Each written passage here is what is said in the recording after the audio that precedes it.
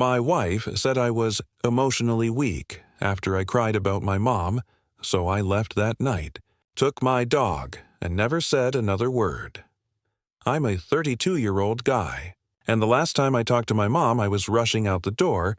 She had called just to say hi. I remember glancing at the clock, already late for a meeting, and saying, "I'll call you tomorrow, okay?" She laughed and said, "You always say that." But not in a bitter way, just that soft, amused tone she had when she knew me better than I knew myself. She never got that call. It was a Tuesday afternoon. I was still in the office when my cousin rang, voice trembling. "It's your mom." She collapsed. By the time I made it to the hospital, she was gone. Heart failure, they said. Quick, peaceful. But none of those words made it easier to breathe. I don't remember much about the drive home. Just Max, my dog, whining in the passenger seat like he knew something wasn't right. The sky was a dull gray, the kind of color that sinks into your bones. I walked into our house, past Amanda, my wife, without saying a word. She was on the couch, scrolling. I think she mumbled something like, "Hey, everything okay?" But I didn't answer. That night I tried to eat dinner. Amanda made her usual pasta with too much garlic. I sat at the table, chewing, nodding, pretending to be present. But then I looked up and saw Mom's old mug on the counter, the one she always used when she visited. Something cracked open in me. Just like that. I dropped my fork and covered my face with my hands. My shoulders shook before I even realized I was crying. Amanda stared. She didn't say anything. Not yet, and for a few seconds I almost believed she might understand. At first, I thought I'd imagined it, the smirk on her face. I was still wiping my eyes, trying to pull myself together when Amanda let out a small laugh. Not nervous, not sympathetic, just amused. She said, "You're crying like a kid. Babe, come on." She was old. You knew this was coming. Her tone sliced through the air, cold and sharp. I froze. For a second, I wasn't sure if I'd heard her right. My voice cracked when I said, "That's my mom, Amanda." "She's gone." She shrugged, poking at her pasta, and muttered, "I just didn't think you'd fall apart like this." "It's not. Attractive. Attractive." That word lodged itself somewhere deep in my chest. I stared at her across the table, wondering how someone I shared a life with could sound so detached. "You think crying makes me weak?" I asked quietly. Amanda didn't even look up. "I just don't like seeing you like this," she said. "It's emotionally weak. My dad never cried when his mom died. He just handled it like a man should. The silence that followed was unbearable. The only sound was Max's slow breathing under the table. I wanted to scream, to throw something, but instead I just sat there, numb. When I finally spoke, my voice was barely a whisper. "You don't get it, do you?" She rolled her eyes. "Oh, don't start. You're always so sensitive." That was the moment I realized she wasn't just being cruel. She genuinely believed it. In her world, emotion was a flaw, not a form of love. That night, I lay awake beside her, listening to her steady, careless breathing, and for the first time since my mom died, I felt completely alone. The next morning, I woke up feeling hollow, like grief had carved something out of me in the middle of the night and left the space behind to echo. Amanda was already up, humming in the kitchen, like nothing had happened. I sat on the edge of the bed, staring at the floor, trying to make sense of what was wrong with me, or what was wrong with us. That's when it started, this slow rewind in my head. All the moments I'd brushed off, all the little slaps I'd labeled as misunderstandings. Like the time I told her I was thinking about going to therapy again, and she said, "Why? So you can talk about your feelings to a stranger instead of just fixing them?" Or how she always made fun of me for journaling, called it my teen girl phase. There was the night I cried watching a video of a soldier reuniting with his daughter, and she looked at me like I'd grown two heads. She asked, "Why are you always getting emotional over stuff that has nothing to do with you?" And every time I talked about Max like he was family, she'd roll her eyes and say, "You're lucky I even let that dog sleep on the bed." It wasn't just the grief she didn't understand. It was me. I realized I'd been walking an emotional tightrope for years, only showing the parts of myself she approved of, bottling up the rest. trying to be the stable man she wanted instead of the real human being I was. She didn't want someone who felt deeply. She wanted someone who looked good standing next to her at brunch, and the worst part, I had mistaken that for love. The funeral was on a rainy Thursday, just the way my mom would have hated it. She always said cloudy days made people look tired and flowers look cheap. Still, I stood under that gray sky, holding back tears as they lowered her into the ground. Max sitting obediently at my side in his little rain jacket. Amanda wore all black. Of course, tight dress, heels way too tall for a cemetery lawn, oversized sunglasses that weren't really needed. She clutched my arm like a prop, like she was there for an appearance, not a goodbye. Afterward, while people huddled under the awning for coffee and dry pastries, Amanda stepped aside to check her phone. I caught her taking a selfie next to the floral arrangement. I walked over quietly. "What are you doing?" She glanced up, smirking. "Posting something." People expect updates. I didn't say anything. Just watched as she uploaded a black and white filtered photo of herself, captioned, "Gone too soon. Rest easy, Angel." Angel. She barely spoke to my mom, didn't even come to her birthday last year because I'm not sitting around eating sheet cake and pretending to like people. As I stood there, watching her soak up condolences from people who didn't even know my mom's name, I felt something twist in my gut, a kind of shame, like I'd brought a stranger into a sacred space. The final blow came when I overheard her talking to one of her co-workers near the coffee table. She laughed. "God, it's so heavy here. I wish someone had spiked the punch." Then added, "At least I get to wear my new trench coat." That night, I didn't sleep in our bed. I told her I had a headache and took a blanket to the guest room. But it wasn't a headache. It was grief, covered in embarrassment. I don't know how dogs do it, but Max, he just knew. That night, as I lay on the two-firm guest bed, staring at the ceiling fan spinning in slow circles, Max jumped up without a sound. He rested his head on my chest, his breathing syncing with mine, like he was grounding me. Amanda hadn't even knocked to check on me. No, good night. No, how are you holding up? Just the sound of her bedroom door shutting. I buried my hand in Max's fur and whispered, "It was just me and her for so long. She was all I had, buddy." Max let out a soft whine, the kind that feels like a hug when your heart is falling apart. In that silence, I thought about the stories Mom used to tell me, about how, when I was 6, I'd cry every time she left for work. She never told me to toughen up. She just hugged me tighter and said, "Your heart's not weak. It's just full." Amanda would have hated that line. She'd probably say it was cheesy. The next morning, I found Amanda in the kitchen, scrolling through her phone with a cup of almond milk latte. Made for herself, of course. She looked up and said, "Are you going to mope all week? Because this is really affecting the mood in the house." I didn't answer, just leaned down to clip Max's leash on and headed out for a walk. As we walked through the park, cold air biting at my cheeks, I thought about how Mom always said, "Pay attention to who comforts you in your worst moments. That's who's safe." I looked down at Max trotting beside me, tail swaying, ears perked, and it hit me. Amanda had never been that person. 3 days after the funeral, I found Amanda laughing on the phone while I sat in the living room, sifting through old photo albums. My mom's handwriting stared back at me from the corners of birthday pictures and school portraits, always in blue pen, always with little hearts. I heard Amanda say, "No, girl, he's still sulking." Like, come on, it's been days. Then she laughed loud and sharp. I closed the album. I didn't even feel angry. Just finished. She walked into the living room holding a glass of wine. "You're seriously still looking at those? Maybe it's time to, I don't know, move on." I looked at her for a long moment. Her eyes held nothing, no warmth, no attempt at understanding. I stood up, walked past her into the bedroom and pulled out a duffel bag. She called out from the kitchen, "Where are you going?" I didn't answer. I folded 2 shirts, a hoodie, jeans, socks, grabbed Max's leash from the hook, picked up the old ceramic mug my mom always used, the one Amanda always threatened to toss because it was chipped and ugly. She followed me to the doorway, frowning. Are you seriously being this dramatic? You're acting like I killed her." Still, I said nothing.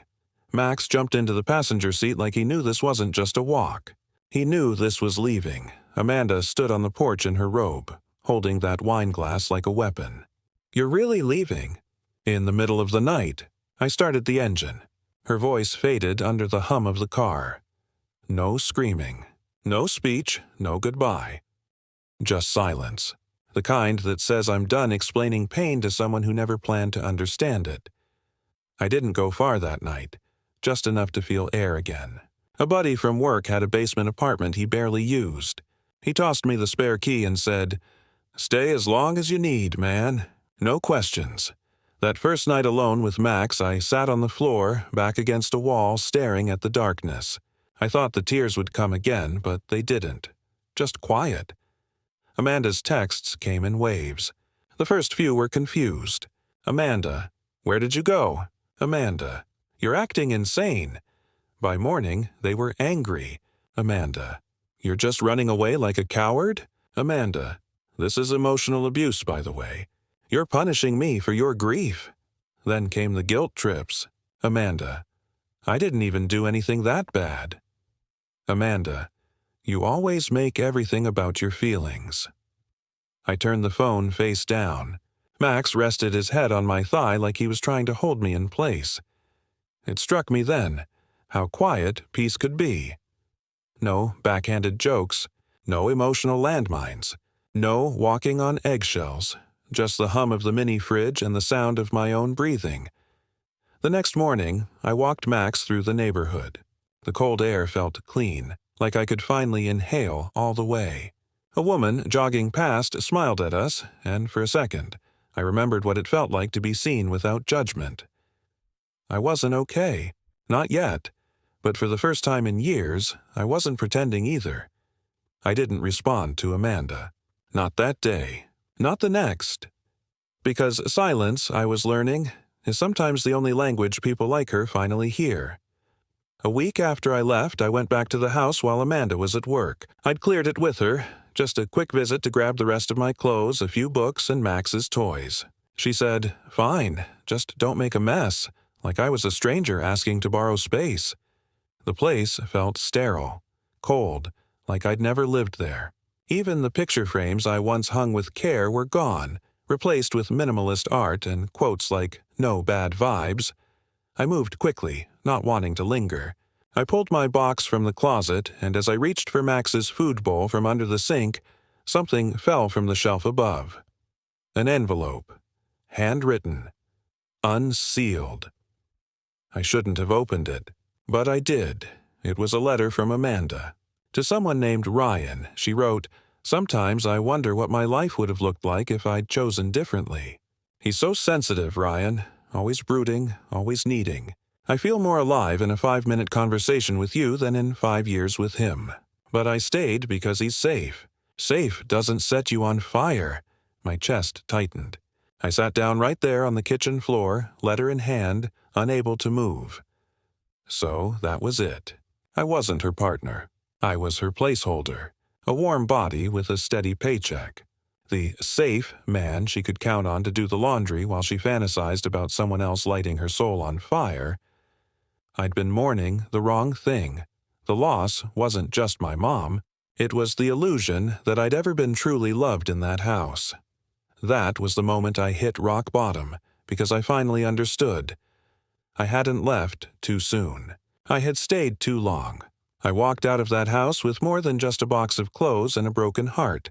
I walked out with clarity. The next morning, I made 2 calls. The first was to a therapist. The second was to a lawyer. I wasn't looking for revenge. I wasn't going to confront her with the letter or scream about Ryan or demand explanations she'd never be honest enough to give. I just wanted out, cleanly, legally, and permanently. When I explained everything to the lawyer, she looked at me and said, "You're doing what I call a quiet exit strategy. No mess, no warning shots. Just closure on your terms." Amanda didn't take it well. She texted, "Amanda, are you seriously filing? Just like that? Amanda, you're overreacting. We had one rough patch." Amanda, don't throw away a marriage just because your mom died and you're emotional. Then came the manipulation. Amanda, I always supported you. Amanda, you're walking away from someone who loved you. But love doesn't belittle grief. Love doesn't flirt at funerals. Love doesn't write letters to other people about how empty I am. I stayed calm. I didn't respond to most of it. I just let my lawyer handle the paperwork. She fought a little, tried to delay, argued about assets. But I didn't care about the furniture, the kitchenware, or the couch we picked together at that overpriced showroom. I asked for one thing. Max. She rolled her eyes in mediation and said, "Fine, keep the dog," like he was just a possession. Max wasn't a possession. He was the only one who never made me feel like too much or not enough, and walking out of that law office, with his leash in my hand, felt more freeing than any signature ever could. The apartment I moved into wasn't much. 2 rooms, creaky floors, no dishwasher. But it was mine. No curated gallery wall. No passive-aggressive sticky notes. No scent of Amanda's overpriced candles that always gave me a headache. Just peace. Max adjusted faster than I did. He claimed the couch like it was a throne and followed me from room to room like he was scared I might vanish again. Some nights I think he sensed when I was slipping into old grief patterns. He'd nudge my hand with his nose until I smiled or at least exhaled. I started filling the walls with photos of Mom. Real ones. Not polished, posed shots, but blurry, laughing mid-moment memories. One was her at a farmer's market holding up a giant cucumber like it was a trophy. Another, her hugging Max during a Thanksgiving she swore she wouldn't cook for, and still did anyway. I went back to therapy. The first session, I barely spoke. The second, I broke down. By the third, I said it out loud. I don't think I've ever been with someone who truly saw me. The therapist nodded and said, "Grief isn't just about death. Sometimes it's about waking up from a life you didn't realize was hurting you." That hit hard. I started journaling again, reaching out to friends I hadn't seen in years. I even rejoined a local pickup basketball group my mom used to drive me to as a teen, and little by little, the weight started lifting. Not because someone saved me, not because Amanda apologized, but because, for the first time in my life, I stopped asking others to validate my pain. I started carrying it myself, softly, honestly, and without shame. It had been almost 2 months since I'd last heard her voice. I was making dinner, real dinner, not frozen microwave meals like the first few weeks, when my phone lit up with an unfamiliar number. Voicemail. I almost deleted it without listening, but something in me, curiosity, maybe, hit play. Amanda's voice was shaky, uncharacteristically soft. "Hey, I know you probably don't want to hear from me, and maybe I don't deserve to say anything, but I've been thinking about you, about everything. I miss how calm you were, how much you cared. I miss how you made me feel safe when I didn't even know I needed that." She paused for a long breath. Then, "You were always the emotional one. I used to think that made you weak, but now I see that you were just brave enough to feel everything I couldn't. And I'm sorry I couldn't meet you there." I stood over the stove, spoon in hand, watching pasta boil. My chest was tight, but not from longing, from clarity, because her words weren't about me. They were about her, about what she missed, what she lost, how I made her feel. Not once did she ask how I was holding up. Not once did she mention my mom. And that was all the answer I needed. I didn't call back, didn't text, didn't even save the number. I deleted the voicemail, wiped my hands on a towel, and sat down to eat with Max curled at my feet. Some people don't regret losing you. They regret losing access to your love, and by the time they figure that out, you're already gone. It's strange how healing doesn't come all at once. It doesn't crash in like a storm. It arrives slowly, like light creeping under a door. Some mornings, I still wake up expecting to hear Amanda's voice in the other room, or my mom's ringtone lighting up my phone. But then Max nudges me out of bed, the sun hits the windows just right, and I remember. I'm not in that life anymore. I've started writing again. Just small things. Thoughts, letters I'll never send, memories I don't want to lose. There's peace in putting feelings down without being mocked for them. The guys at my old job invited me to a barbecue last weekend. I almost said no. But I went.